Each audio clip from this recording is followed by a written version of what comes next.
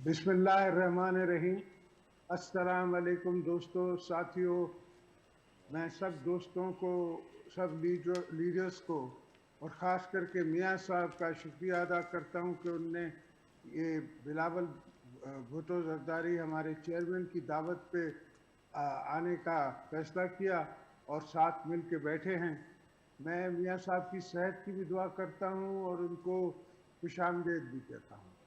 इंशाल्लाह उनकी सेहत जल्द बेहतर हो जाएगी और वो हम सब में होंगे, और फिर उस उस वक़्त इंशाल्लाह तब तक अल्लाह उनको सलामत रखे। बहुत शुक्रिया, बहुत मेहरबानी। ये मेरी आवाज़ एपीसी आ रही है? जी आ रही है, आवाज़ आ रही है मेरे से। शुक्रिया, बहुत शुक्रिया आपका। ये एपीसी मेरी नज़र में बहुत पहले होनी चाहिए थी। शायद मैं अगर जेलों में मौलाना साहब ने नहीं भेजा होता और शायद में होता तो आ जाता पहले, मगर क्या करें। मौलाना साहब का काम ये है कि किसी को आसरा दे के उसको कहना चल में आ रहे हैं, समझे। तो दोस्तों, इस एपीसी के कामयाबी का जो सेहरा है वो आप सबके नज़र है।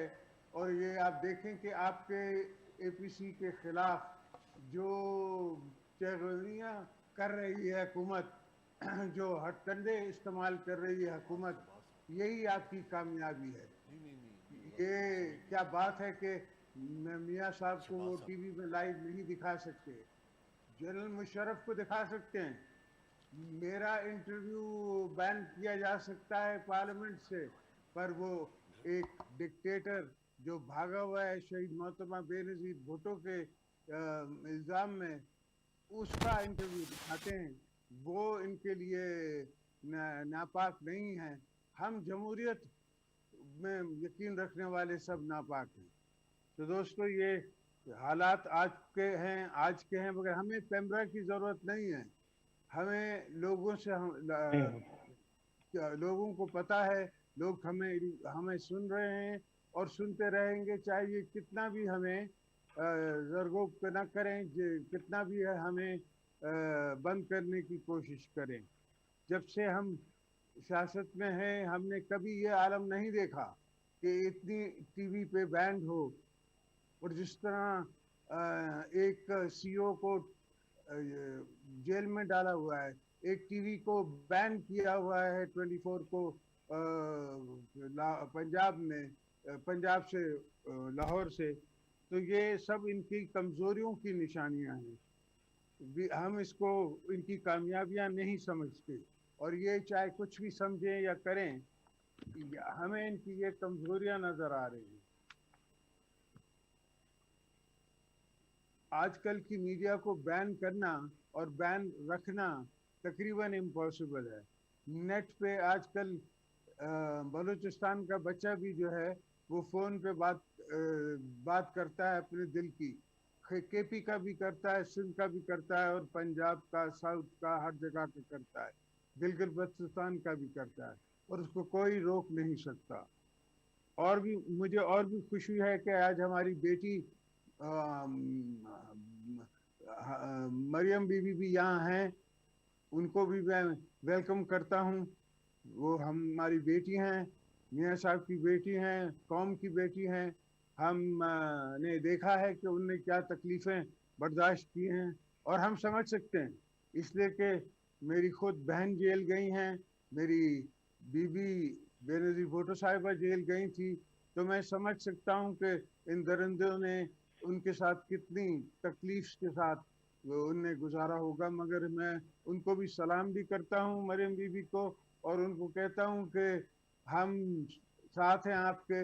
इंशाल्लाह हम आपकी आवाज़ उठाते रहेंगे, हम आपका कॉज जो है उस पर लड़ते रहेंगे, और आप भी हमारी कॉज पे लड़ती रहेंगी, इसका मुझे यकीन है।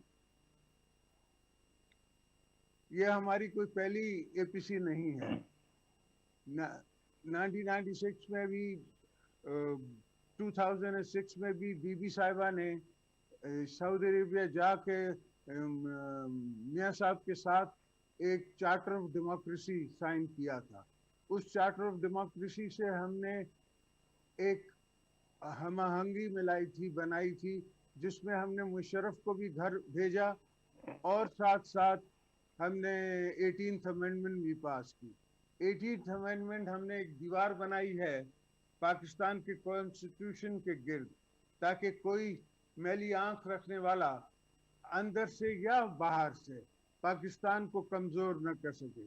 मगर अफसोस ये जो ना समझ हैं, जो सियासी बोने हैं, जिनको सियासत का पता नहीं, सेलेक्टेड प्राइम मिनिस्टर की सोच एक समझो कि मेजर की सोच है और किसी की सोच नहीं है, और वो समझता है कि वो हमारी 73 से शहीद जुल्फ़िकार अली भुट्टो से लेके वली खान से लेके मौलाना मौदूदी से लेके उस ज़माने के लीडरों से वो ज़्यादा होशियार हैं, और उन सब ने मिल के 73 का कॉन्स्टिट्यूशन बनाया था, और उनके ही नक्शे कदम पे चलते हुए हमने 18th अमेंडमेंट बनाई है।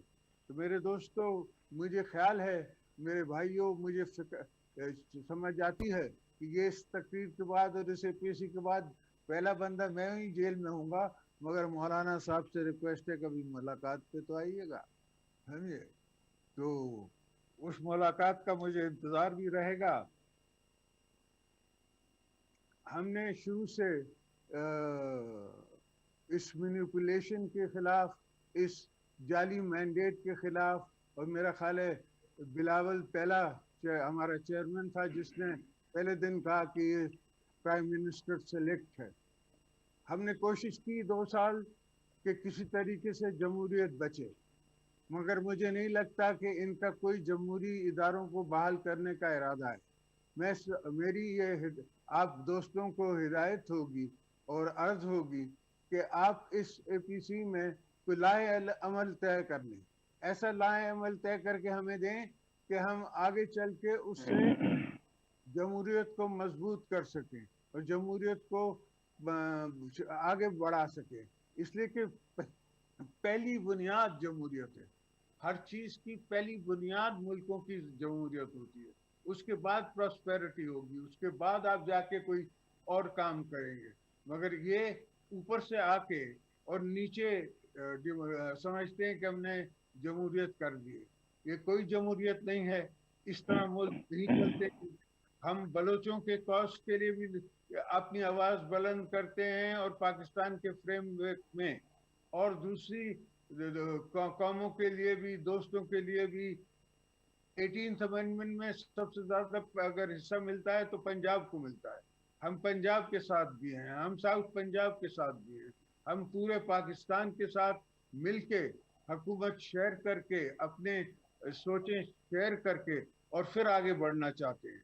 मैंने हमेशा दोस्तों को अपनी जगह पे अपने से ज़्यादा तरजीह दी है, इसलिए कि मैं समझता हूँ कि दोस्तों का उठना, हमसे बैठना, हमें बताना, हमें एडवाइस करना हमें कबूल है। ये जमहूरी ताकतों का, बाकी ताकतों के खिलाफ में मुझे एक जो मेरे से पहले था तख्त नशीन, इस तख्त पे वो कहता था कि आपने फॉरेन ऑफिस से पूछ लिया है। मैं उसे कहता था नहीं सर, मैंने फॉरेन ऑफिस को बता दिया है, उनको मैंने इन्फॉर्म कर दिया है। तो ये सोच नहीं सकते उस ज़माने के जो हालात थे, उस ज़माने में जितनी इश्यूज थे, उस ज़माने में जो जंगें लड़ी जा रही थी। खैर, ये तो बहुत बड़ी बहस है और लंबी बहस है। आप बहुत दोस्त आए हुए हैं, तो मैं सिर्फ एक शायर की छोटी सी शायरी से इसका इख्तिताम करूँगा। मेरी दास्तां हसरत वो सुन सुन के रोए, मेरे आजमाने वाले मुझको आजमा के रोए। ये मेरा मैसेज है पाकिस्तान की आवाम के लिए, और इंशाल्लाह हम सिर्फ हुकूमत गिराने नहीं आए हैं, ना मिले हैं। हम इस हुकूमत को निकाल के और जमहूरियत बहाल करके रहेंगे। हमने पाकिस्तान बचाना है, हमने इस आफत से, इस मुश्किल से, इन बेरुखियों से पाकिस्तान बचाना है, और इंशाअल्लाह फैज़ की आवाज़ में हम जीतेंगे इंशाअल्लाह। अल्लाह हाफ़िज़।